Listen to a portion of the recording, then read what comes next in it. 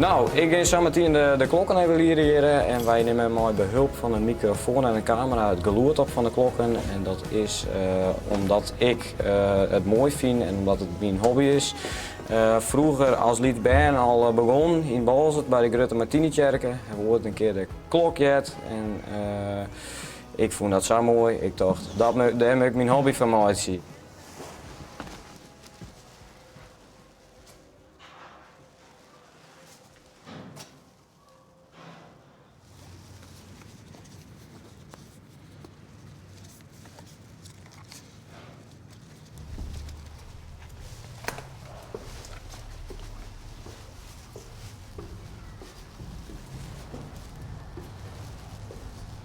We zijn stenen.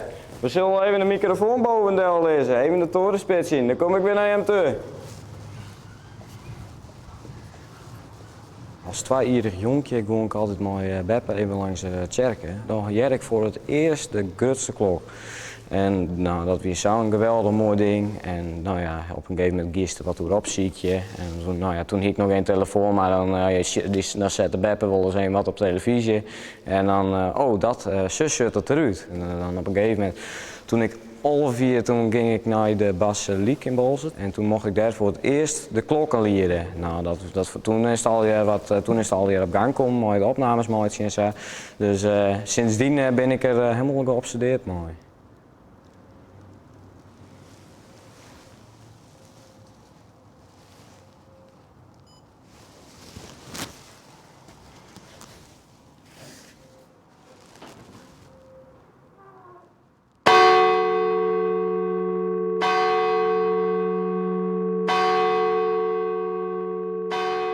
En die opnames, wat doet dat daarmee? Ik stuur het terug naar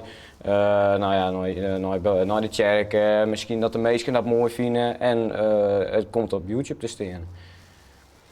En geeft er dan verschillende kerken bij Del? Hoe werkt het soms? Ja, ik heb op het moment een liedse 150 kerkenhand. En dat is in Grains en in Friesland. Dat je in Grains hebben bepaalde klokken. Nou ja, die ben krijgt nog een stelagje groter als hier.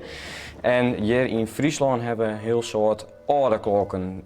Dus dat houdt in dat ze voor de oorlog binnen en het nooit. En dat is voor mij dat heel bijzonder. Want nou ja, dat is oud erfgoed. Daar moet je als Fries trots op wijzen. En daarom zetten we dat al hier in kaart.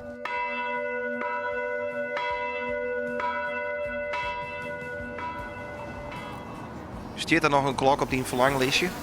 Ja, zeker. Ik wil heel graag nog een keer naar de klok van Heeg. Want in Heeg ging het een klok. Die is aardig in het formaat en dat is een hele goede klok. En dan ben ik wil contact, maar ja, dan ben ik naar Noordwest. En ik zei van, nou, ik wil ook heel graag wel eens heen. Dus ik hoop dat we daar nog een keer heen kunnen.